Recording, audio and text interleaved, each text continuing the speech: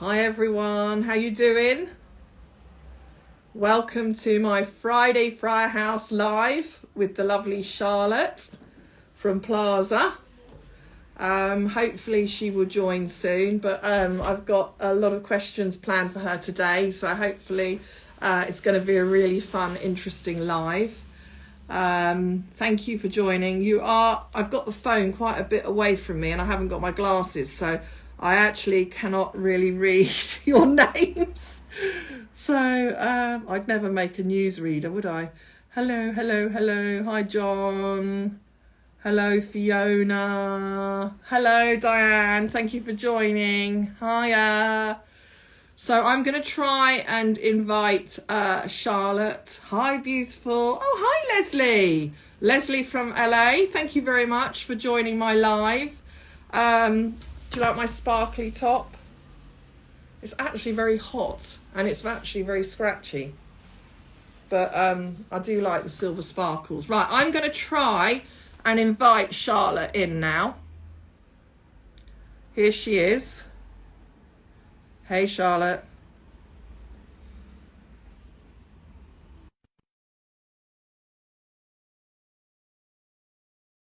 Morning. Oh, look what's just appeared. A cup of tea. Hi. Charlotte. Hi. Cheers. Cheers. Cheers. You've got a cup of tea too. Coffee. Oh. I'm on coffee. Oh, you're on coffee. I've got Earl Grey. I'm an Earl Grey girl. I'm just waving to everyone. I've had a bit of production malfunction. My phone stand has broken, and I've got another phone stand, but I feel it's too far away from me, so I can't wave to everyone. So I don't know. Have you got yours set up on stand? Mine is on a stand. I have my technical Assistant expert here who has set me up because I would not be able to do it myself. So we've been doing some rehearsals regarding height and things like that. So yeah, I think we've got it right. And distance. Yeah, because all these things are, they do make a difference. And I'm just thinking, I hope that my phone is dropping down, Charlotte, and I'm hoping you can still see my face. So I might have to, I feel like I'm having to go like that. No, your face and your sparkly top are there loud and clear. Oh, good, Charlotte. Well, oh my God, I felt like we've been trying to make this happen for ages, haven't we? Yes, a few months. And I'm so glad that we've actually now finally got each other, because there's so much we want to chat about. I just think, I hope everybody's ready to put the world to rights. Yes. So, yes. I mean, I've invited you to my live, and you've got far more followers than Friar House. So I'm saying thank you for joining me, Charlotte, because I think you're the pro. Thank you for inviting me. Oh, Charlotte, I always start off just with a little intro, because although we have met in real life, because I met you, didn't I, at the NEC, and then we had an Instagram meetup and we had a brief little chat then. But we've had loads of conversations, haven't we? And I feel like I know you really well. And anyway, even though we haven't sort of known each other personally for years, it's really just been through Instagram, hasn't it? But we do feel like we know each other. Yeah, and I'm always very grateful. I think one of the first things that made me or you stand out to me is, I remember I did a sponsored walk for cancer research, the Mighty Hike, and I did 27 miles in one day, which was a killer, with my mum. And I've never ate so much afterwards. But you contacted me and sent me such a lovely, a message of encouragement. And I didn't know you at all then, and I was so touched, that you were very generous and you were very encouraging to me, and I was so grateful. But of course, since that's happened, you've actually had cancer yourself, haven't you? Yes. Not an experience I would particularly want to repeat, but there are worse things, and I'm over it now. It affects a lot of women, So I really advise people to check themselves, because Yeah. I found my lump Yeah. in the shower one morning, and it was bad. But definitely get yourselves checked. It's so, so, so important. And people often talk about a battle with cancer, and I've never seen it like that, really. I heard... They do say that. They Yeah. do. It's like the demon, isn't it? Sort of, Yes. you know. But Yeah. I don't see it like that. And I heard somebody on the radio a few years ago describing his experience of it. And this is how he described it: as being on a train and a very unwelcome passenger gets on. And that passenger is traveling along on the train with you. And then further down the line, he gets off. And you continue your journey on your own to your destination. And that's how I've seen it. Something joined me for a while, and now it's gone. See? But I think that's really an interesting way of looking at it. But I think you, when you're going through that, I think to help you beat it and deal with it, you have to put it into some sort of perspective, don't you? Don't let it define your life. No. Well, I have to say, Charlotte, because I said to you, can we talk a little bit like that? And I don't want to not talk about it, because we have, but we've got so much to talk about the jewellery and everything. But I have to say, you look amazing. I mean, I feel like something's happened to you, and you look years younger and so full of vitality. You know what I mean? Because that was one of the questions I said to you. How do you feel after you've recovered, you've battled cancer and you've won, and here you are, and you look sensational. Oh, thank you. Well, How do you feel? I swim a lot. Yes. I love swimming, and it's a really good all-round exercise. So twice a week, I do a kilometre. So that's 40 lengths in my Wow. pool. Yeah. And it's all round exercise. You really are working every bit of you. Yeah. So, yeah. Right. But I think exercise for all of us, I mean, I walk my dog mostly every day, quite a long walk, up and down quite a steep hill. So I do feel that's it. But I must admit, I used to go to the gym 2 or 3 times a week, just have a personal trainer. And I've got out of that. And I tell you what, for me, Charlotte, I found mentally it makes you feel better. And I don't know about you, when you're swimming, what thoughts go through your head when you're doing your legs, but I get really good ideas for the business. Do you, when you're training, or do you not think about it? No, I make lists. I make mental lists. It's stupid, really. Like all the films I've seen that have got someone's name in the title, or something that I absolutely have to concentrate on, or songs with somebody's name in, or something with colours in. I do lists. So yeah, but but I think it's sort of creativity, and it just takes our brains somewhere else out of what we normally do. And I always find something happens of it. Or sometimes I even have these scenarios in my head that something's going to happen, usually always positive. I take positivity from it, and then it happens. So it's interesting. There's that book that you can read, isn't there? Someone told me about. I don't know if you believe in things like that, where it's positive mindset, where you manifest positive things, Yeah, totally. But yeah. So I do believe in that. But anyway, moving back to jewellery, sparkly things. Can you share with us how, because I don't really know this, how did you come into this business, Charlotte? I have basically a book in here ready to be written. And when COVID started, when was it, in 2020, I thought, right, this is going to be in lockdown. I'm going to write my book. Oh, I'd love to read it. I haven't written it yet, but it's called Tales from the Riviera, and I will get round to writing it because our backstory is quite long. But before that, before we got to France, in the 1980s, I had a vintage clothes shop. Now, I'm not talking about sort of vintage clothes you see now. I'm talking about real vintage. Yeah. 1920s flapper dresses, Oh my goodness. 1950s ball gowns, all that sort of stuff. I sold all that kind of thing. And in my shop, I decided that it would be good to have some jewellery as accessories to all the clothes, because people would come in and they'd say they wanted a 1920s dress and they wanted maybe a long necklace to go with it.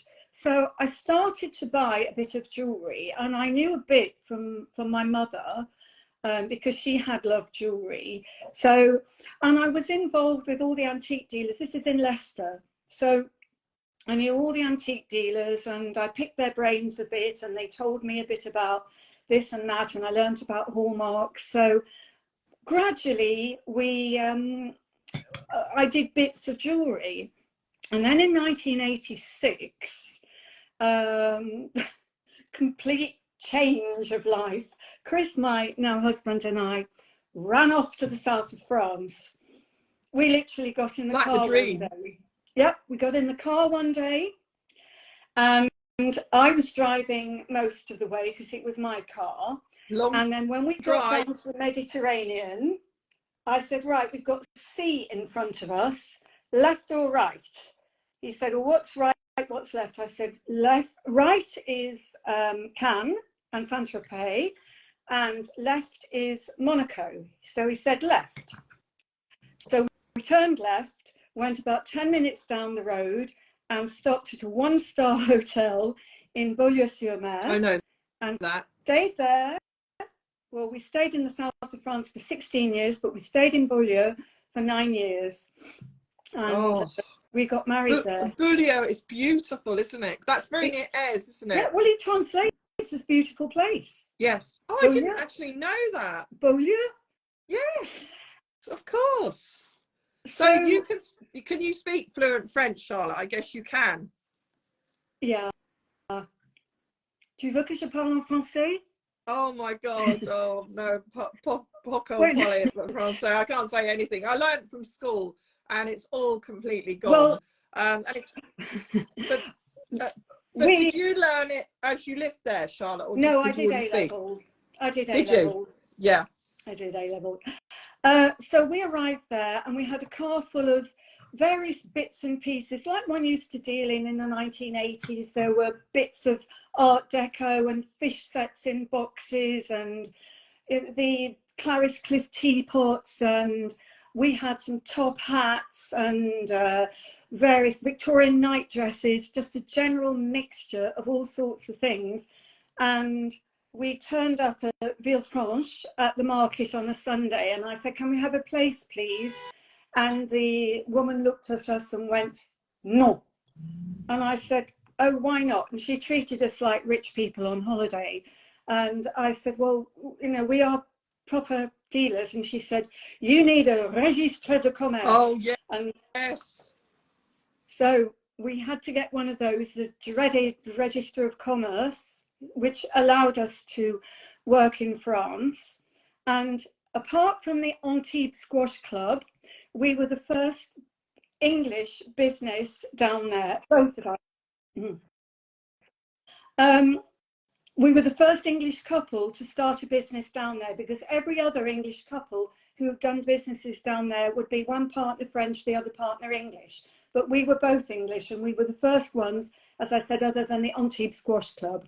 So we were then not Plaza in those days. We were Christopher Roper, which is Chris's name. Yes. And we were, yeah, we did the markets down there and graduated up to buying jewellery and doing the French fairs. Wow. So how did Chris Roper become Plaza?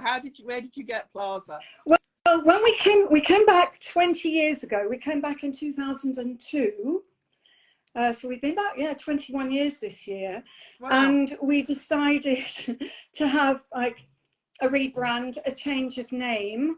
And what we thought was, we wanted a single word that was a snappy, easy to remember, you know, like Curzon or Odeon or Adelphi. Yeah, just on the tongue, yeah. But Plaza, after the Plaza Hotel in New York, framed by the Great Gatsby and everything of that era, harking back to the vintage clothes again, and the sort of glamour of the 1920s and 30s. Yeah, no, so but that's Plaza. Yeah. And you're absolutely right. And and it's, you know, you like our business is Friar House because this is the name of our shop. That's what it's always been called. So we just stuck with that. But for you, I couldn't see you as Plaza. And then I think of Pink Plaza, the pink, because we have a hashtag for this colour called Plaza Pink. Yes. And I'm also wearing it in honour of Barbie, who comes out today, doesn't she? The new movie. I want to see it. I've heard really good reviews. I saw Vanessa Feltz. She saw it, went to the review, and I saw she popped up on my feed, Charlotte, and she said she thought it was absolutely brilliant because I did think, is it going to be one of those gimmicky films that you go and see it and it's absolutely dreadful? I mean, Margot Robbie, I really love her, so I gather, you know, it would probably be good. So I think I'm going to have to maybe get my sister and her little girls or something and go on a girly day out and go there. But because it's not a bloke thing. No, no, my sons would be seen dead going there. Yeah, it's not them. But the only thing is, I have to say, I never really feel like going to the cinema in the summer. I don't know about you. I feel like it's a wintry thing. The summer here at the moment where we are today, I think was 15 degrees or something. It does not feel like summer. No. Well, it's quite warm here, but it's been sunny and overcast. We're definitely not getting the excessive heat that they're getting everywhere else in Europe. So but I must admit I'm quite pleased about that because I think that would be unbearable, the temperatures that they're getting now in Italy. But so what actually made you initially come back from France to the UK? Had you just had enough of French life, or? Well, we've been there for 16 years, and also the tax system there is so heavy. I've heard that. It really, really is. The only tax that I was really happy about paying was the health tax for the health insurance, and I mean, and that's probably one of the best in the world, and I didn't mind paying that. But one of my friends is basically, well, she is retired now, still sort of, no, she's in this business, but she is of retirement age. She's in Paris. I don't think she's watching at the moment because she's on a Norwegian Fields cruise. Very nice too. She told me last week, because we were down in Marseille last week, she told me that she is still paying, she gets her pension, but she's still paying a huge amount out every month in one of the payments that you have to make, which is like a family tax. She's single with no children, and basically you're subsidizing everybody else. But even retired, getting a pension, she's still paying this massive, massive family tax. Oh my goodness. Huge. So it's just as well that you did, you know, get out. And so we've started to dip our toe in the water by doing English antique fairs. Let's talk about that. And well, the first time we came back here, I had never sold anything in English. I'd never sold a piece of jewellery in English. I didn't quite know how to do it. Oh my God, I can imagine that. Yeah, just completely, you know, having to deal with English people, different to France, eh? And I tell you, if you can sell to the Parisians, you can sell to anybody. Because particularly the Parisian ladies, and I'm sorry if there are any listening, are so particular about every single aspect. Whereas the English, we found a complete delight to deal with most of the time. So we were doing long journeys. We were coming from Nice all the way up to places like the NEC in Birmingham, which is a big 2-day drive, going back to Nice and paying all our taxes in France. French VAT, French taxes. So we thought, hold on, let's go back. Yeah. And then that was the ultimate reason for coming back. But now you've got the best of both worlds because you can still go and visit there on holiday, I suppose, and buy. Talking of buying, Charlotte, how do you still find you can buy in Europe? Because it's so hard, isn't it, with these French laws? No, we can't. No. Well, we can if we want to fill in all the paperwork. Yeah. If I go back to the 1990s, when we were doing it the other way around, when we were working in France, buying in England and then selling in France, mountain of paperwork to do both ends, customs clearance out of England, customs clearance into France, getting everything re-hallmarked. And now, 30 years later, it's the same again. Oh, it's painful. back to how it was. Because in France, Charlotte, I did hear, you know, the antique fair that I attend in Parma, Yeah. in Parma Fiera, they were going to have one in Paris. I don't know if you heard about that too. No, I didn't. In September. Mm. Well, apparently, so I've heard it's been cancelled, and I guess, I mean, I'm not surprised, because I wonder, how can they hold an international fair with dealers coming from all across the world? Because is this, correct me if I'm wrong, but when you sell in France, everything has to be fully hallmarked. Is that correct? Yep. Everything has to carry French hallmark. You can take in a piece of English silver or gold with a beautiful full hallmark on it. No, it's got to have a French mark on it. We once had a Tiffany beautiful, like it was a silver comport. It was on a beautiful stand, 1920s, very, very plain, absolutely gorgeous. And we took it to the assay office in Nice. They got their punch and they stamped the French hallmark, made a great big dent right in the middle of it. And the next person that came along to look at it said, I would have bought that, but it's got a dent in the middle. I mean, for any of us that, you know, you're a purist, you want something original. I mean, it's absolutely, it's criminal, isn't it, to do that? I mean, it's just mindless. It's madness. I know. Oh. And they charge you. On the plus side, and this really is a plus side, at least you can guarantee the metal that you're selling, because I know in this country there's a lot of, oh, well, it's high carat, or I think it's probably about 15, or it might be 18, whereas at least in France, you could pick up something and go, it's 18 carat, that's it, there's its mark. So from a selling point of view, it really reassured people.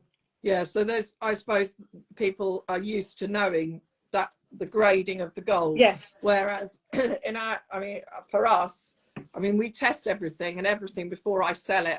It's not worth it. You can't. It's no good saying, well, I think it is. It either is or it isn't. And the only sure way of doing that is testing it, filing into it, and testing it with acid, or taking it to a bullion dealer, obviously with a gun, with a gold gun, which tests the percentage of the metals. So, but no, I was interested to know, because I just thought, to me, it seems very complicated buying and selling in France. And it's even more so now with the paperwork. It's fine if you're going in from the EU, but for somebody going in from, say, England to try and do a fair there, oh, yeah, nightmare. Yeah, forget it. But and tell me, how moving on back to English fairs, how are you finding like the NEC? Because where you do the NEC, don't you? And you do some others.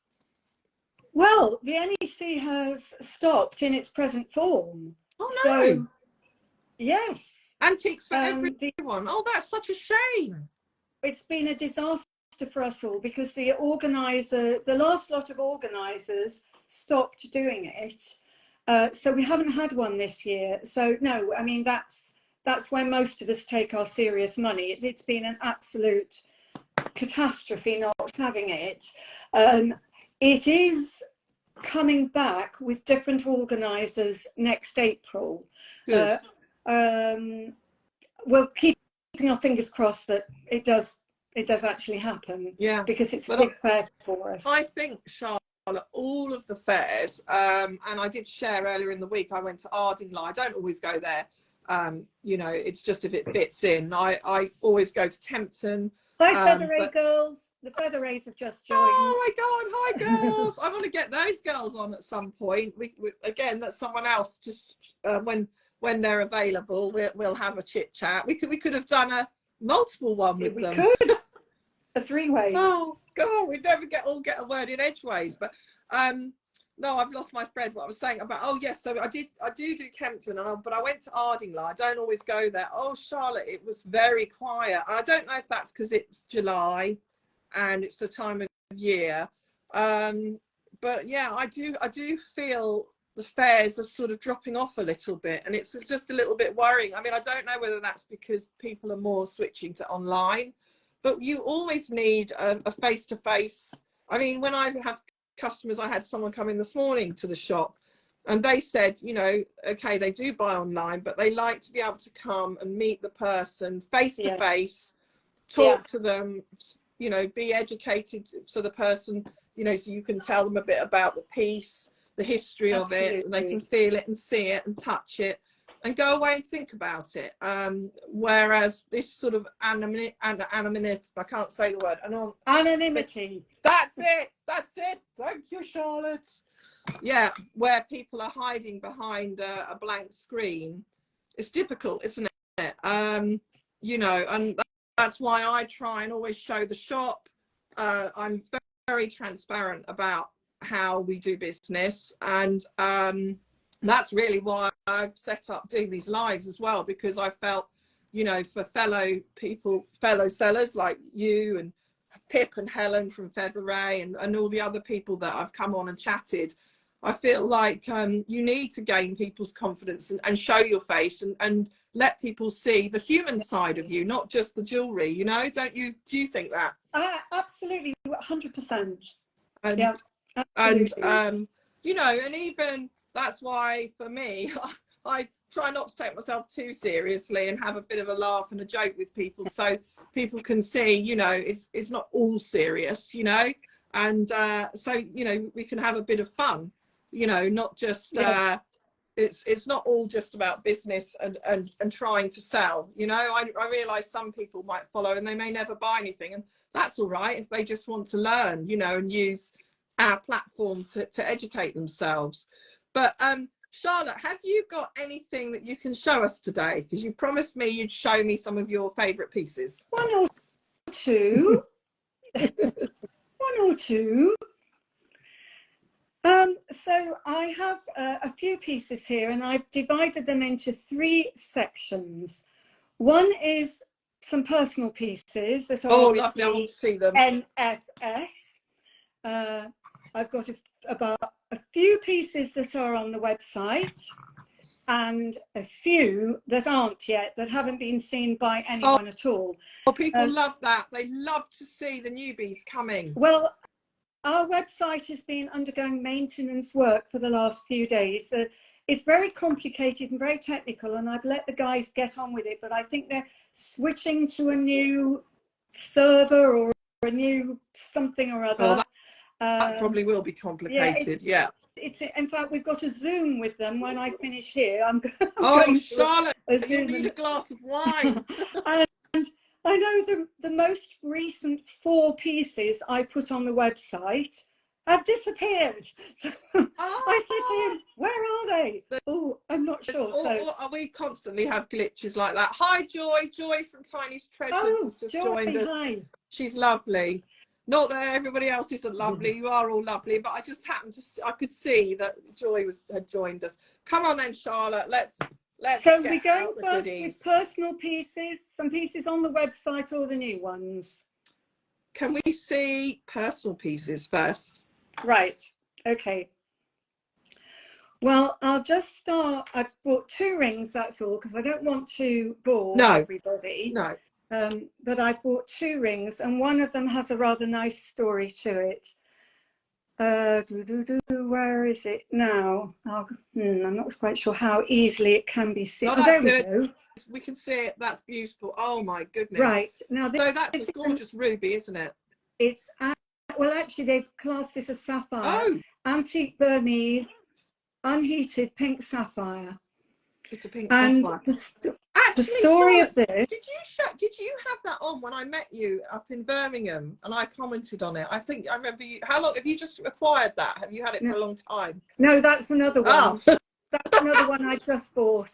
No, this one I've had quite a long time, and there was a nice story about it. We were doing an antiques fair, And a very grand old lady came in a wheelchair. Take my glass off because I've got green rings showing. A very grand lady came in, wheeled by her son, who was probably in his 60s. And she said to me, "Do you buy jewellery?" And I said, yes, we do, actually. Well, that's what we've got in the cabinets. And she showed me this ring. She said, "Would you buy this?"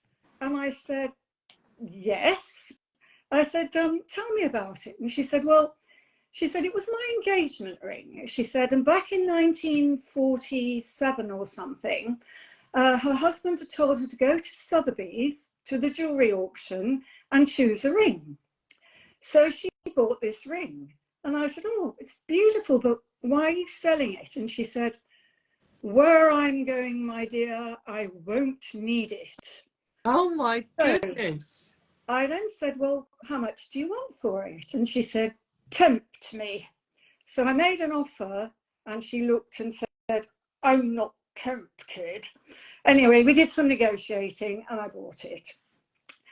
She then put her hand on me and she said, look after it for me, my dear. Oh. So Chris said, you can't sell it. No. You can't sell it. You've got to keep it now. So her name was Lady Thomas and it's known as the Lady's Ring. And I had an email from her son some months afterwards just to say that she passed away. Oh. He thought I'd like to know. So this is the Lady's Ring and I don't wear it that often. Oh, Charlotte, but it's beautiful. It's beautiful on you. What a lovely story. So she's sort of with you in a way, I think, through that ring. Yeah. How many carats is it? It's 510, the sapphire. Yeah. Oh, but I love well, anyone, a coloured sapphire. They just talk to you, don't they? They do. You know, they do. They really do. So what else have you got? And the other one is my best, because I've got several, Colombian emerald. Now, if you hold it up, hold on to this side, we can see it. Yeah. Where is it? Where is it? That's it. Yeah. Wow. That's a belter. Look at that colour. Yeah. That is fabulous, Charlotte. Yes. No, this is lovely. It's not quite unoiled. They said it's got the tiniest amount of oil in one corner. It's almost one of the cleanest they've ever seen. Yeah. So what a beautiful colour.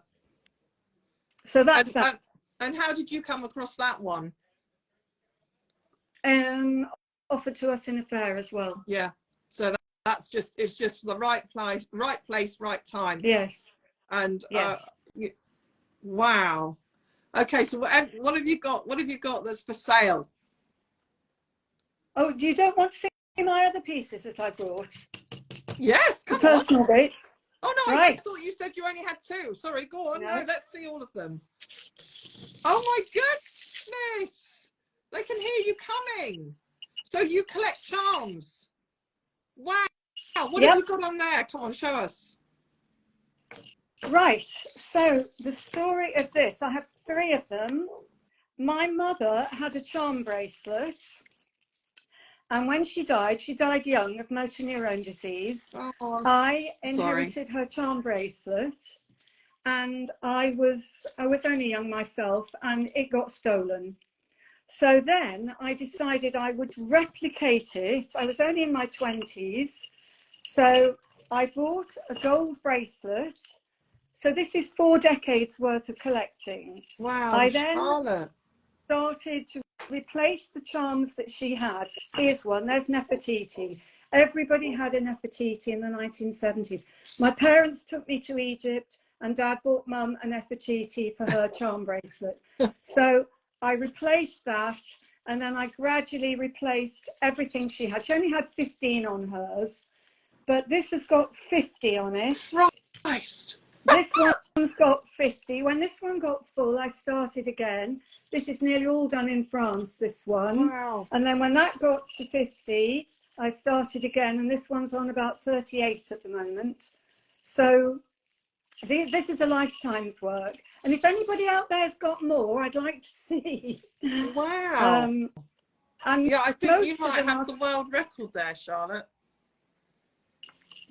Most of them are things, the can you places remember, I've been to. can you remember what sort of each charm where you were and you know, at the time when you bought Most of it? them, yes. Most of them. I've just seen the pyramid. That's either Las Vegas or Cairo, Yeah. the pyramid. We've got the streetcar named Desire. We've got Athens. We've got a Nantucket fishing basket. I've got the Big Apple. Oh, there's the Big Apple from New York. Oh my There's the goodness. Big Apple. That's from Turkey. That's the to keep away the evil eye. Yes. Festos disc from Crete. There's the Nantucket fishing basket. Wow. It used to have a little coin in it. Lots of ones to do with music, jewellery, all sorts. Charlotte, because it's like you said, all lots to do with music. I think most charm bracelets really signify somebody's personality, don't they? You know, that they show your characteristics and your hobbies and things that you like. So, because while we're on the subject of music, because I know you love to come up to London and watch proms, don't you? We were there this week. Yes. How was it? Fabulous. Yep, we've got quite a few more to go. We've got another 3, I think, to come yet. Oh my goodness. Can you play any musical instruments? Well, that's what I did. I'm a trained musician and singer. I didn't know that. That's what I did. That's what I studied at college. Piano and singing. Yeah. Wow. That's what I was going to do. Wow, Charlotte. So you left that, you hid that from us. I didn't. So what sort of singing? Opera singing? Yeah. Really? I went to the Royal Welsh College of Music and Drama in Cardiff, and I did a singing and piano course. Yeah. And I was okay, but to be in opera, you've got to be the best. Yes. And I was okay.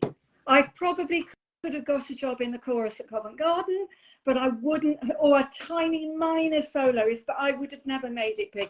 Not that I don't have the voice, but I don't have the dedication, and I'm lazy. Yeah. So I wouldn't.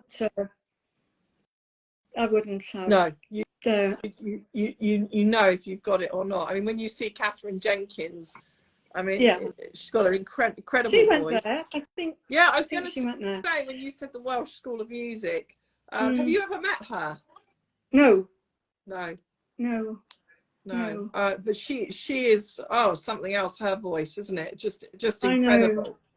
I know. But I can't believe those charm bracelets. That's quite a collection. I know they're so heavy as well. What's your favourite charm on there? Have you got a favourite charm? Cinderella's coach. That's a really lovely one. Oh my God, that's beautiful. So where did you buy that? That's amazing. I can't remember where that one came from. I think that one was offered to me, but I can't remember, because several of them have been given to me over the years for birthdays and yeah, Christmas. because I think that's quite a go-to present for you. Yes. This is the most recent. That's the Acropolis. We were in Athens in December. Wow. I had to buy a new one because there weren't any second-hand ones. No. But there's my friend Andrew from Frank-to-Woot. Hi, Andrew. Sang. Oh, fellow Manchester guy. She sang at the East. What can you read that, Charlotte? Someone is saying about. What am I looking? They were saying that they've seen Catherine Jenkins in concert. I think in the comments. Can you see? I just can't read it. Oh well, they're disappearing up. You can scroll them down. You can bring them down. Look, she Mm. sang at Easternfold. My husband's company sponsored. She's tiny. Oh, thank you for that, letting us know. They were just saying about Catherine. Wow.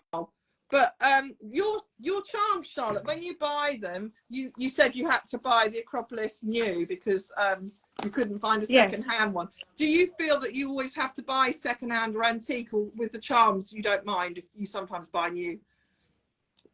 I only buy a new one if thank you, pretty in pink. I'll only buy a new one if I've gone somewhere and I can't find an old one, because obviously I'd rather have old ones. Yes, of course. This is a nice one. This, if I can open this one, this is a safe. I opened this earlier on, and inside the safe, hold on, I'll hold it up. There is a bag of gold. Oh, that's fantastic. Can you hold it up higher up here? Higher up here. That's it. Yeah, because I've got comments in the way, so you have to hold it up higher up. Wow. Oh, I love that. I love charms. Well, I think anything in jewelry, you know, when it does something, when it's got a little secret locket or you know, a secret opening or something pops out like a mechanism. Yes. Yes. I have got well, I won't make it work, but it's a very, very naughty monkey. Can you? He is articulated. Oh, okay. So we know what he does. His arm does move, yes. Have you got any musical charms? No. Really testing you here, aren't I? Not ones that work. I've got a piano, but there are no keys on it. I've got a guitar and I've got a violin, but none that will actually make a sound. No, I don't think any of them do. No, but do you ever actually wear them? I guess they're too heavy to wear, aren't they? They're very heavy to wear. I don't wear them out. No. I only wear them if we're around at somebody's house, like for Christmas or a family occasion. You'll be rattling. Oh, I know. At Christmas, because I had my two nieces with me, so we all had one on, and we did some jingly bits. Yes. Oh, Charlotte, I love that. I love that. So do you have any more personal collection, or can we move on to what's available? We can move on. I just brought those this time. Oh, I'm so glad you did. I think everybody's loved those. Fantastic. So, yes. So, a couple of pieces that are on the website. Oh, yes. Well, we like aquamarines and we like big rings. We do love aquamarines and we do love big rings. And I know you like them as well. Yes. So I brought this one. Oh, how big is she? 38 carats. This and one. A great colour. That's 2.5 carats. I love the shoulders, how they step down. 2.5. That's fantastic. Carats. Yes. So that's fantastic. Yeah, that's. So how much is something like that, Charlotte? That's £7,750. I think that's quite reasonable for 38 carats. For 38 carats. I mean, yeah, I thought you were going to say over 10 at least. Yeah. So there you go, guys. And what carat? That looks like it's white gold, isn't it? It's on 18 carats. And how old do you think that one is? It sort of looks 40s, 50s, is it? Yes, it's that era. Yeah. Do you wear that, Charlotte, or that stock? You wouldn't wear that? No, that's stock. I would be worried about damaging it. Yeah, because I was going to say, you know, sometimes when I have these big wowzer rings, statement rings, and people ask me, and I've got my aquamarine on now, which is 16 carats. There we go. Yes. Should we do an aquamarine twinning? Should we do an aquamarine twinning? So mine is 16 carats. I bought mine from a really well-known English dealer at a Miami fair about 20 years ago, I think. And he thought it was topaz. And I looked and I thought, that's not topaz. And it wasn't. So, and she stayed with me. So she's my lucky Miami ring. But she's got quite nice, I don't know if you can see the baguettes. Yes, it's lovely. Yeah, so I was pleased with that. So I wear that. But even that, Charlotte, I've had it out to be polished a few times because I knock it. I tell you when I knock it, you know, when you go and put your seatbelt on. Yes. And you do things. So I think one thing that I'd say to people, just when you wear these big cocktail rings, get the claws checked, just get them looked at, because otherwise, oh, that's right. I can remember one Miami fair I was at. out to dinner one evening out the back of a hotel, and I was talking to someone having a drink, and I was drinking like this and looked down, and there was my ring, my mount, with no aquamarine, and the aquamarine had fallen out. I think it was the hotel that all the dealers stay in at Miami. Is it the Raleigh? Raleigh, yeah. And very nice dealer from Ireland, John Farrington. I don't know if you know John. Do you know John? Not personally. Yeah. But thanks. Well, he was with me, and I just burst into tears. And you know what the Irish are like. He went, come on, we'll sort it out. And he was on his hands and knees looking round this swimming pool, and he found it. He found it. So I never forget that. So yeah, that was my aquamarine. So always check your doors, girls. Definitely. But that's a really good price, Charlotte, for that. And I think they're such good investment rings, because they are, I mean, at the moment, I think they're probably the most saleable gemstone. Yes. But I suppose because it's summer, isn't it? Yeah. They're very much a swimming pool ring, aren't they? You know? They really are. And what else have you got to show us? This one is Witch's Heart. Wow. And it's the most beautiful witch's heart we've ever had. And this is it's got how many carats have we got in this? 5 carats. But it's just, wow. That's a ring. No, it's a brooch. I was gonna say, no, you were holding it and I couldn't see what it was. Just right, it's a brooch. Yeah. No, it's a beautiful brooch. Wow. And so that's got all old cut diamonds, has yes. it? Yeah. Yes. And witch's heart. I mean, I love a witch's heart, the way that it curves like that. It's so lovely. And how much is that? This is 8,800. And that's on your website. Yes. And this has come from, without giving too many names away, a well-known sauce company in Worcester. Well-known sauce. In Worcester. So it's a celebrities.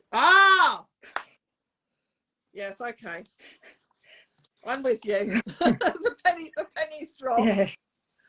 But that's beautiful. Do you know, Charlotte, I always feel all of your jewellery, and when I've met you and been on your stand with your lovely girls, because you know you run a tight ship. Your stand is always immaculate, and you really, you know, it's set up. It's your shop, isn't it? Yes. It's your travelling shop. But all your pieces, I'd say, are really statement pieces. Well, yeah, I guess that's what we like. Yeah. Yeah. Well, that's what I was just going to say, because I think that's very much like when people say to me, when you go buying, what do you look for? What do you want to buy? What are you looking for? Do you know what you want? And I don't know about you, but I never really know what I want. I will go and look and think that's me or it isn't me. How do you find buying? Well, to be quite honest, we don't go out buying much. Most of it finds its way to us. To you, yeah. So and it sounds like people do come, you're known for that. And when you're at stalls and exhibitions, people bring things to you. Yes. I mean, all the things you've shown me, Charlotte. I mean, the aqua, that beautiful emerald. I mean, it's, you know. I've not finished yet. Here she goes. Oh, that looks Russian. Is that Siberian? The emerald, the amethyst, yes, 54 carats.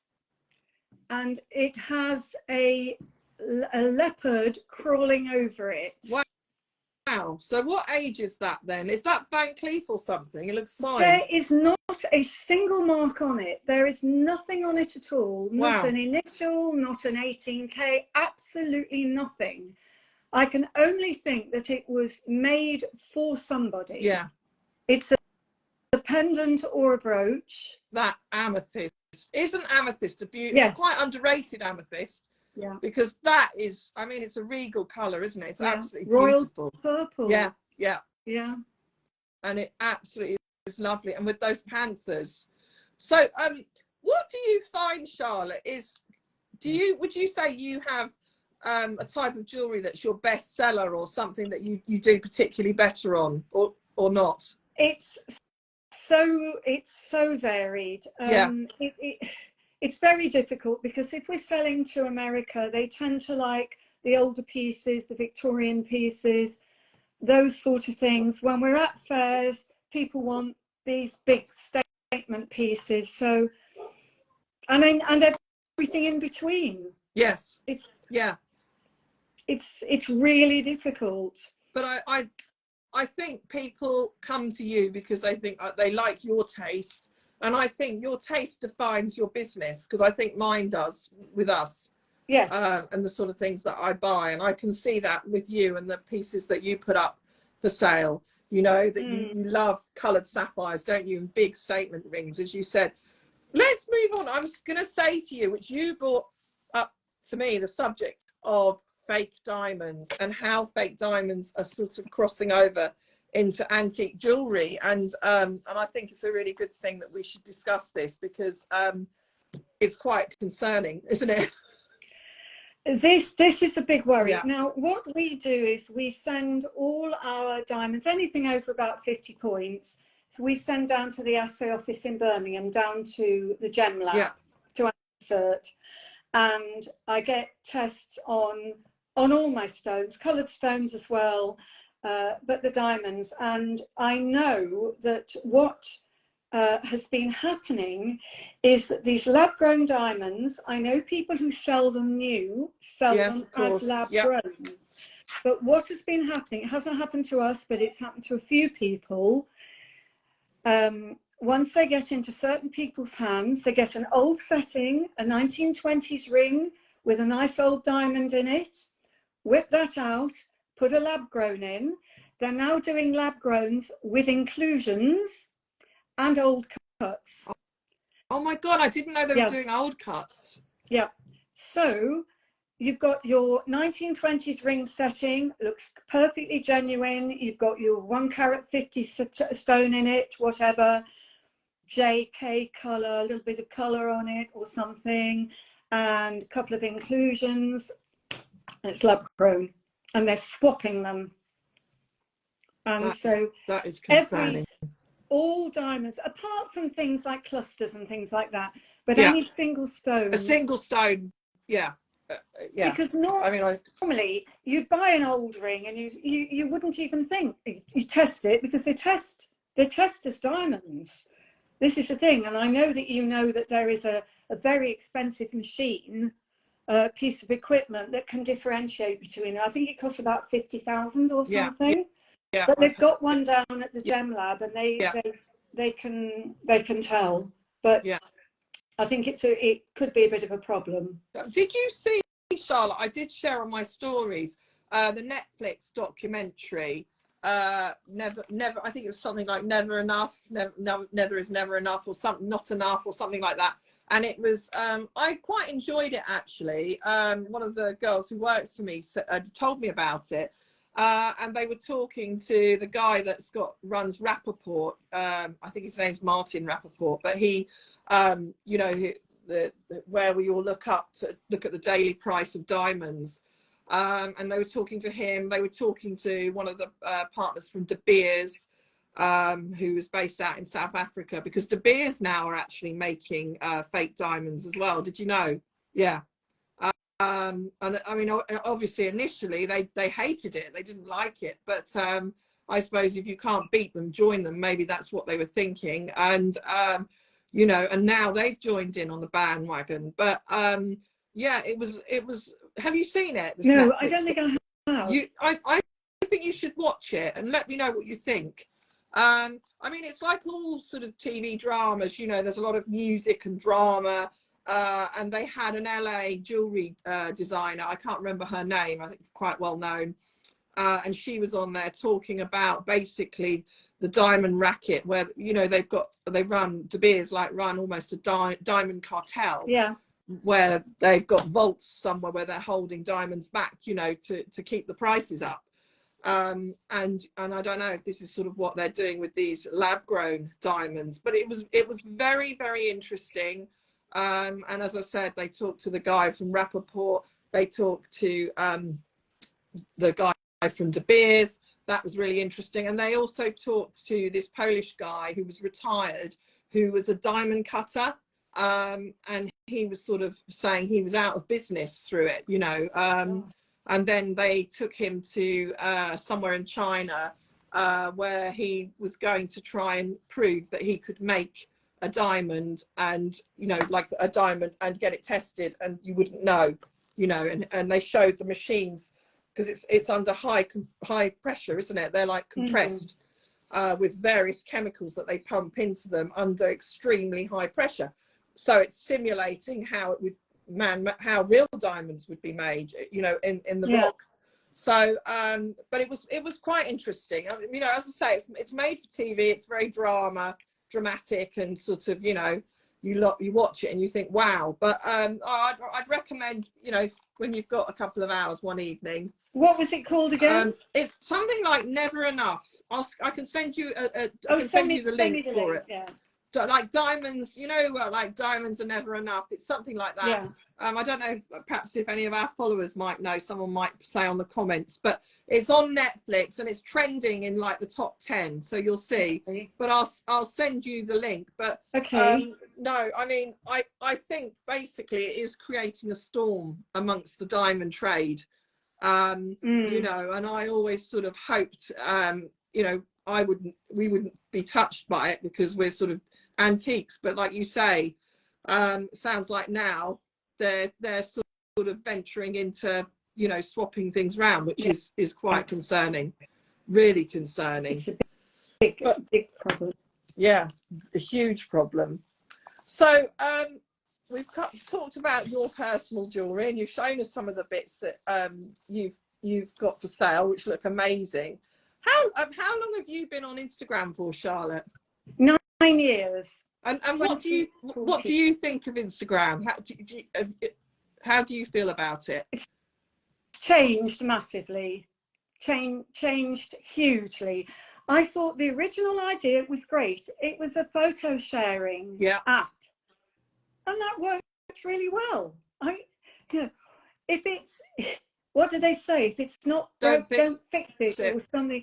I thought that was fine, but no, they had to go off into various different directions, and it's the adverts that drive me mad. Yeah, I agree. Oh, yeah. The advert. We thought you might like. No, I don't.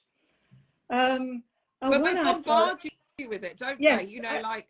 I think it's every 3 posts. Yeah. It's gone up. It's a little bit, I don't mind, you think, okay, but lately I'm seeing more adverts, because I mentioned to one of my friends, it was her birthday recently, and I said, oh, we'll go away for a spa day for a day at some point, and I just said it to her, and now all over my feed are these, and I must admit, some of them look very nice, but it's just crazy. It's too much, they're bombarding me with it. They heard you. They heard you say the word spa. That's so scary, Charlotte, isn't it? I know. God, something similar happened to me the other day. I can't remember what it was, but it was a similar thing. And yes, you're right. And then you just get bombarded by all these things that you're not interested in. I wouldn't mind if it was jewelry. Other jewelry dealers that or accounts that I'm not following. I wouldn't mind that. But it's when it's for, one came through the other day, big pants. And then I pressed the, why am I watching this? Because you are of a certain age group that might benefit from this. No, thank you. Oh my goodness. I know. Yeah. But it is straight. And what do you think about reels? Not reels, sorry, threads. Have you joined? I joined today, so I've done my first one. The first one this morning. It sort of reminds me almost how Instagram used to be. You don't have, it's not time consuming. You can just post something, put a little caption, boom, that's it. It's out there. I don't want to spend a lot of time on it because what with Facebook and Instagram and various other things, I mean, you could end up spending your whole day doing social media. It's crazy. It's madness. It's all too much. Yeah. Well, I mean, I've posted a bit and I'm sort of, just seeing how it goes. I must admit, when I was told about it, I was like, I almost sort of went into panic and thought, no, I can't cope with anything else, something else to post.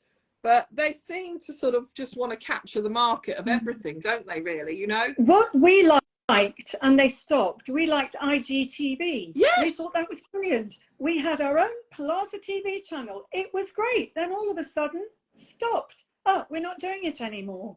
And I don't know what was wrong with that. They replaced it with reels. Yeah. But we loved that. Yeah. Yeah. No, I know, because I used to love watching yours, you know, so, you know, so that, do you need to go, Charlotte?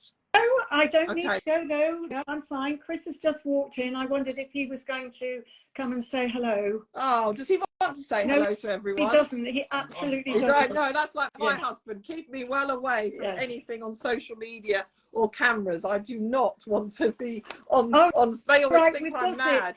We've got it. Nothing lasts forever. That's it. Nothing lasts forever. And honestly, it's good. I mean, as I say, I don't know how much of it's flowered up for TV. You know how things are, but you know, I thought it was interesting. And this jewelry designer, check her out. She talks on there, and I think she's really good on it. You know, she seems to have a little bit of a, I don't know, flea in the ointment with the diamond trade, I think, with De Beers and things. Yeah. So I don't know what's happened to her, but she definitely, there seems to be an agenda. See what you think, and you know, let me know, Charlotte, because I'd like to know your take on it. You know, because you know we've got a bit of an insight into the diamond industry, so it's really interesting. I mean, she's obviously selling her own brand, so whether something's happened that's detrimented her, who knows? But they've really played her as the main part. You know, when the beginning of the documentary starts, it zooms in on her, so she's got a massive part in it. What is your favorite? I'm going to move now away from jewelry. Right. What's your favorite type of music? I suppose it's classical, isn't it? Well, yes. Because I'm classically trained, I adore the big German late 19th century massive orchestras, the Mahlers and the Bruckners, all that sort of thing. Wow. The really big, huge orchestra work. Yeah. If I could have my time again, as I told you, I went to music college and I studied piano and singing. If I could have my time again, I would study conducting. There are very few lady conductors. It wasn't a done thing. You would not have. There's a fabulous film called Tar, T-A-R. I'm going to write that down. Kate Blanchett plays her. Oh, I love Kate Blanchett.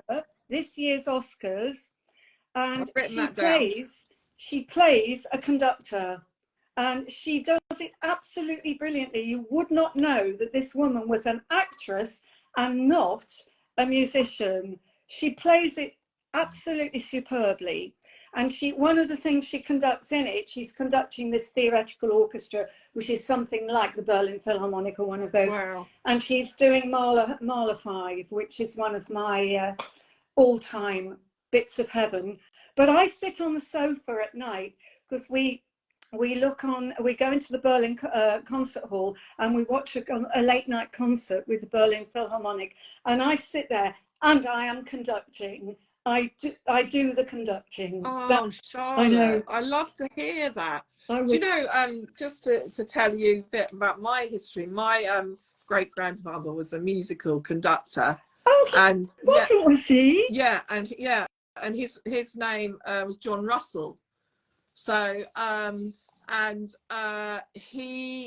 would have to find out from my dad, but he was around sort of the 1940s. He was quite well known. But he had my dad and my dad's brothers and sisters. He's one of 5 out of wedlock. He was actually married to another lady and was sort of seeing my grandmother on the side. And I think eventually he did leave his wife to live, you know, bring up the children. And sadly, he died shortly afterwards. And then my dad was born. So my dad never really knew him. But yeah, I think if you Google him, you can look him up. I'm trying to think where he used to play. I know the theatre out of London. Trying to think, sort of around Ealing Way, around there. I know they did tell me, and it's just completely if I'd have written it down and been prepared, but it might come back to me in a minute. If not, I'll text you and tell you. That would be interesting. Yeah, but it was. But I'm not musical, but and neither is my dad. But all my dad's brothers and sisters they all played the piano. My cousin was a songwriter, so music is in my family. I love music. And I love going to watch you know, anything classical, and I love Bob Marley or you know, David Bowie. I love you know, all sorts of music. I've got quite an eclectic. My very first job, well, I've only actually ever in my life had 2 jobs that haven't been self-employed. So my very first job when I left college was with the London Philharmonic Orchestra in London. So that was my first job. So wow. Yeah. So I'm amazed you didn't actually end up with a career to do with music, not necessarily singing, but yes, I would have gone in for music administration. My ideal job would have been organising the proms. That would be the sort of thing, or planning the whole season for one of the big orchestras. That's what I would have done. But instead, I got married to my first husband. We're friends now. We are friends took a different now. course. Yeah, I remembered it was called the Hammersmith Empire. Yes, it's well known. Yeah. There you go. I told you, it's just floated into my head. I was listening to you and I thought I must write that down. Hammersmith Empire. I know you used to play there, of many other places. But are you left or right-handed, Charlotte? Have a guess. I think you're left. Yeah. Yes, she's a lefty. I love it. Well, do you know what? You had to be, because I've had about 3 right-handed guests. So if you go on the law of average, you know, and I'm left-handed. We needed a lefty to balance it out, and there she is. Yes, in pink. We're in good company with Paul McCartney, Leonardo da Vinci, Emma Thompson. I forget how many. Well, there's quite a few of us. But yeah. I don't know. I always feel a little bit.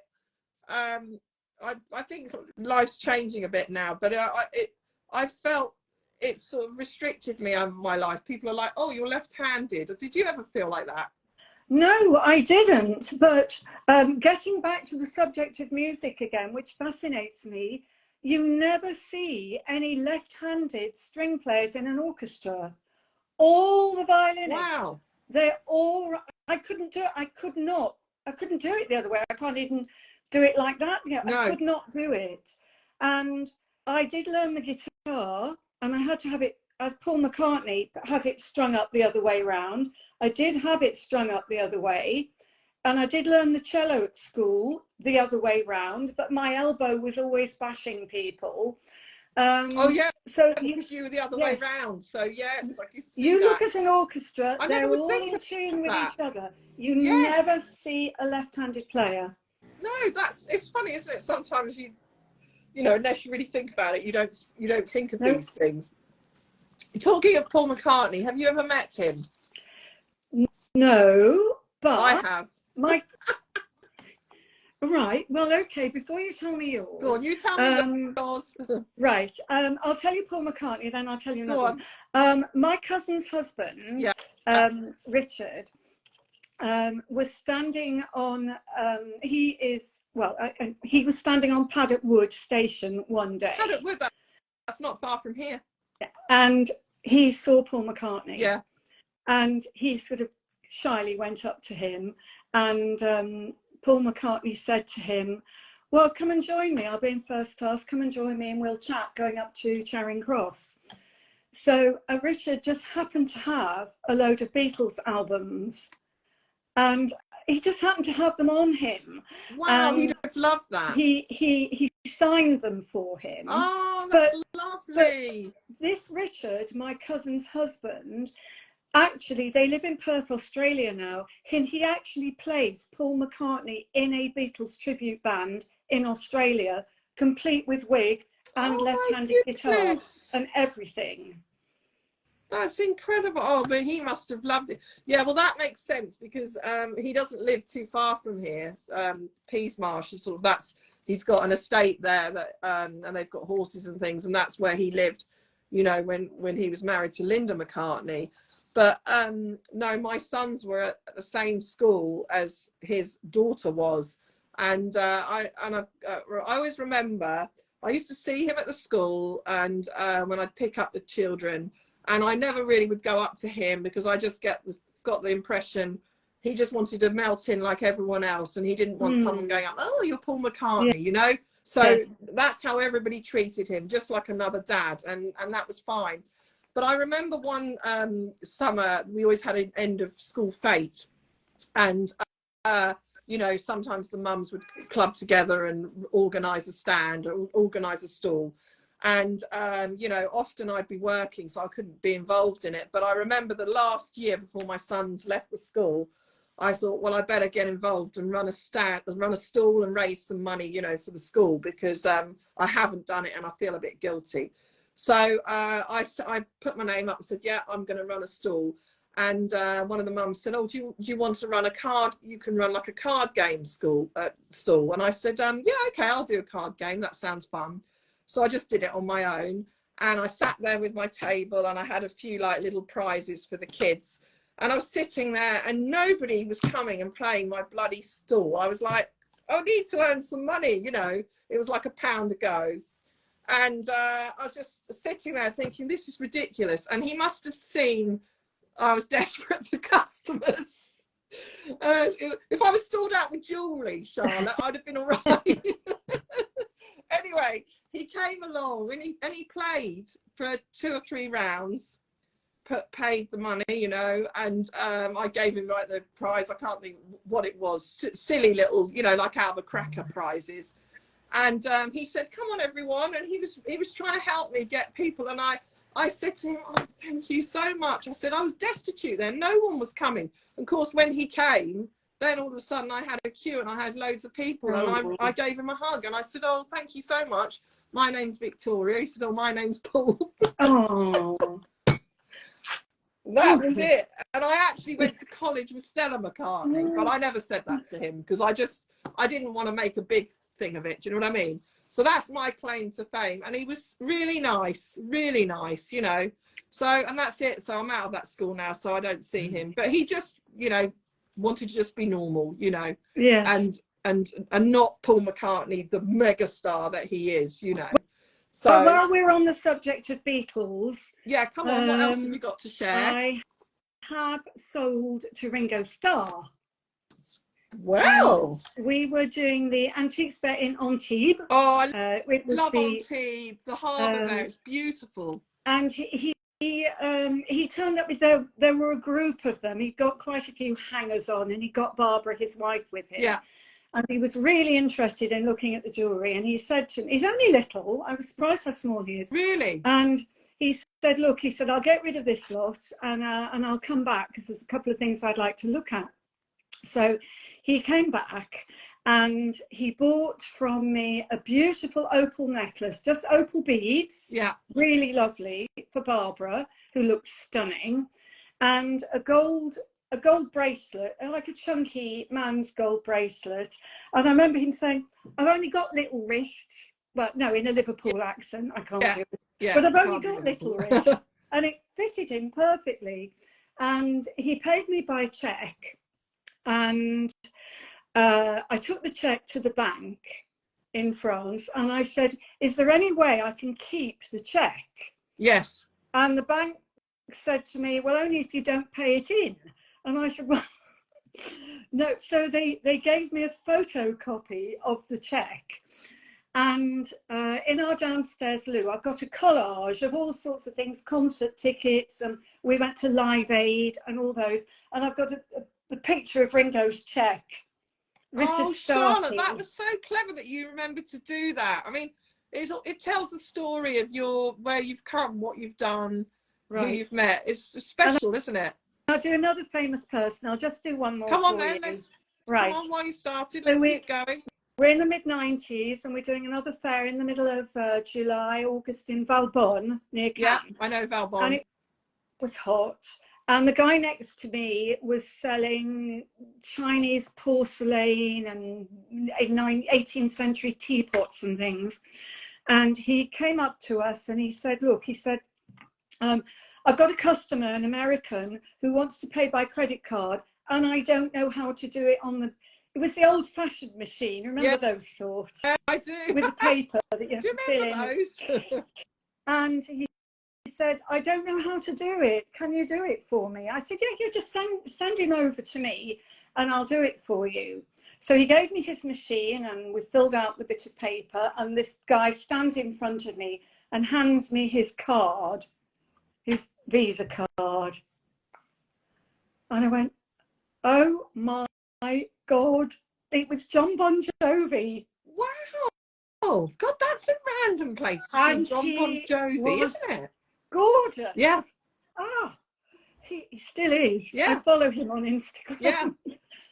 Oh, I looked at his card and I went, are you? And he went, I went, wow. And he was such a sweetie. And I said, do you want to buy? Starstruck. Yes. I said, do you want to buy any jewellery? He had his wife with him and his children, who were quite young then. Jesse, his son, works with him now. I think they play together. And I said, do you want to buy any jewellery? And he went, sorry, no. And the next day he came back through the fair and I saw him walking through and I called him over. So he came over and he said, yes. I said, look, are you sure you don't want to buy any jewellery? And he went, absolutely positive. I said, it's worth a try. Good for you, Charlotte. Oh my God. So on, because he's actually in real life, he's known as like, is that not a pseudonym, John Bon Jovi? Has he? It's spelled the Italian way. I think it's Buongiovi. Ah, okay, Bon Jovi. Yeah. Bon Jovi. Yeah. Yes, it is the Italian spelling, which is why I did a double take when I looked at the card. Yes. Bon Jovi. Yes. Wow. Wow, Yeah. Charlotte. Yeah.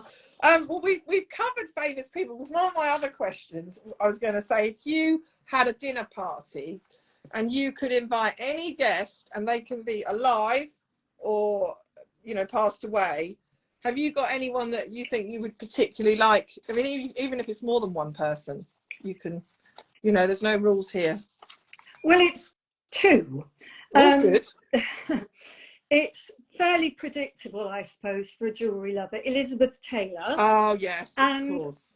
Also Princess Grace. Oh, wasn't she amazing? I'd like them both there. I'd like the three of us there because they both love clothes. They both love jewellery. Yeah, so we can have a good old chat about jewellery. And I do have a bit of a Princess Grace story. And can you share that? Yes. Come on, then. Back in the 90s again, when we were in Nice, Princess Grace died, as you know, in a car crash in the 80s. Yes, so sad. One of the jewellers in Nice was making a bangle for her, a beautiful diamond bangle. And she died before the bangle had been completed. And it was like a river of diamonds. There were 1,285 diamonds. And I believe, I've forgotten now, I believe it took 2 years to set the diamonds. Anyway, she died when the bangle was only half complete. So various people in the jewellery trade in Nice had said that they would sell it. And it went out to Saudi Arabia or some Middle East or LA. It went to various places and they didn't sell it. It came back to Nice. And I said, I will sell it for you. And this was in 1999. And we were going over to the NEC and I said, I will market this and call it the Millennium Bangle for 2,000 because it had over 1,000 diamonds in it. Yeah. And I sold it there. Oh. And it was Princess Grace's bangle. Wow. Princess Grace. And I'd like to have her to dinner so I could get it back from the person who bought it and say, look, this is for you, Your Royal Highness. That's such a lovely story. You can wear it now because it was made for her wrist. It was a push on. Oh, I see. It was made for her wrist. Wow. Yeah. God, That's so when you lived in the south of France, you were like thick in with all the jewelry trade there. Yeah. So you really, Yes. because I can imagine it's probably quite cliquey, isn't it? You know, the trade down there. No, it was probably less so than here. Really? Yeah, they were friendly lots. Yeah. Yeah. I tell you. Well, what we all did, because of the fairs down there, the fairs would finish at 7 or 8 in the evening, and we'd all go off and have dinner together. Oh, how civilized! How if lovely. You're doing, some of the fairs were 2 weeks long, so places like Toulouse and Bordeaux and Dijon and Lille, a lot of them, we're all together for 2 weeks, so we'd all go off and have dinner. So we were like a big family. So yeah, I can imagine that you've got, do you still love to go back there? Do you have lots of friends that you catch up with? Well, we were there last week catching up with friends, yes, with my lovely friend Joelle, who I see has just liked my other Instagram post account, the fashion one. Yeah. So she's the one who's on the cruise at the moment, so I'm not even sure if she's watching this, but I'll tell her. Yeah. Joelle, regarde. Oh, because Charlotte, what I'll do, because I know you asked me, I'm going to try and put in association with you on this post. I don't know how I can do that, but I'll tag you in and it will be saved on our feed. And also we put it on YouTube, so we can send you the link. So, you know, fabulous. so we can do all of that so that you benefit from it too, because people do, I think probably more people look at it after it's been recorded live than watching it live, you know, because who wants to sit here for an hour listening to us chat? Although some of you have, so thank you so much. And my other lovely friend Bernard Buisset. Bernard, est-ce que tu es là? He's another one that fabulous jewelry. So hopefully he might find us. I think is he on Instagram? Yes. Would I watch him? Yeah, I think I recognise Gallery that name. Bernard Buisset. They're all beautiful, big named pieces. He's a sweetie. I love hearing you talk French, Charlotte. You sound like you have do you speak, would you say it's perfect, your French? Well, remember, I haven't done it really much for 20 years. So there's a load of things that, like all the new sort of technical computer type expressions and things that I don't know in French. But then a lot of them, they use the English word. I was speaking to Joelle last week, and the French word for a follower on Instagram is un follower. She said, oh, how weird! A follower. That's like and she said, and to like it, she changed it into a French word, like I like it. You know, I like I like it. Yes. So they use follow and like, rather than translate them to suivre and aimer. Yeah. It's just, yes, very likely. The last question I'm going to finish, and then I think we've all got to get back to our lives and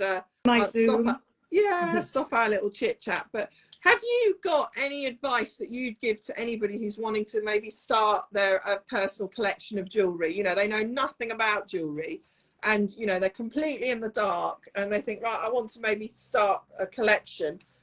What would you say you would think would be a good piece of jewelry to start a collection, and any other advice about, you know, where to buy?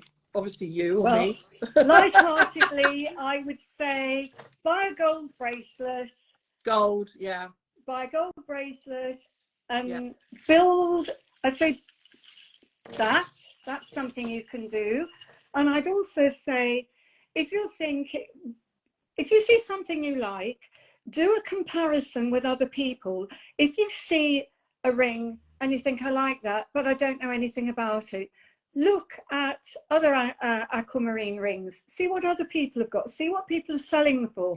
Compare really prices. Compare.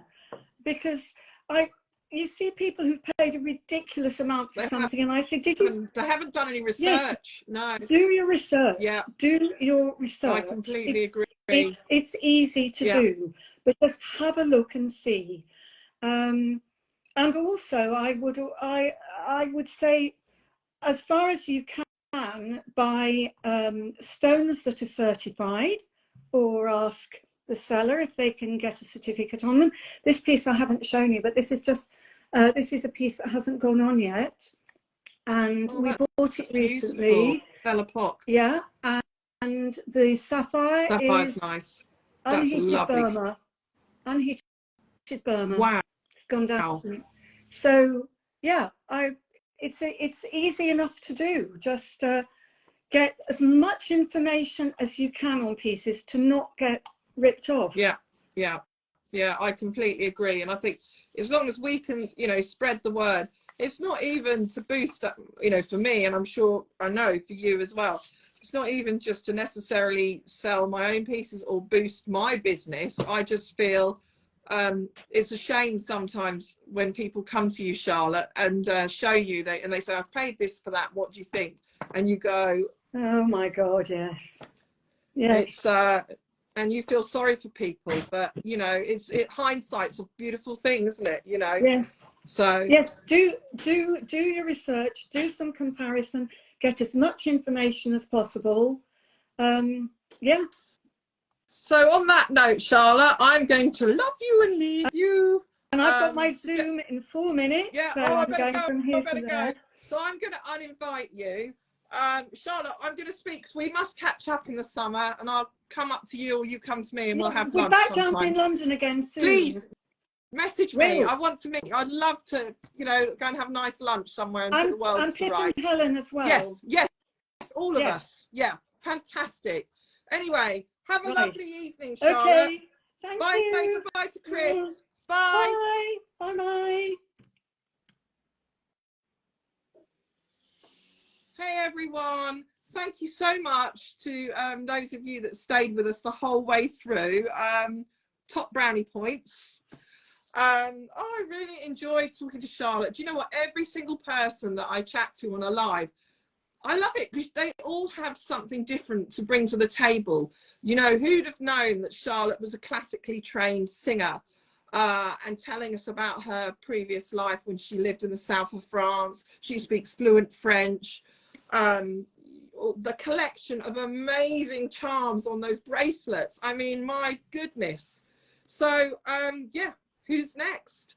I don't know who I've got next. I was trying to get Kim, Jewellery Estate Mama from America. So hopefully she will be coming on soon. But I know I've got a few others later in the month. But hopefully I'll be back Friday. But if I'm not back next Friday, it will be the following Friday. But thank you all very much for joining me. I hope you found that really interesting. I know I did. I mean, I've got more questions I didn't even ask Charlotte because what have we? We've been on here over an hour, and I've got a shop to close and jewellery to put to bed. So anyway, listen, you guys, have a fantastic weekend, and please come back and join me next Friday. I'm really grateful to all of you that come and support our account and say lovely comments that really make me feel embarrassed, you know, but thank you so much. Anyway, lots of love to you all.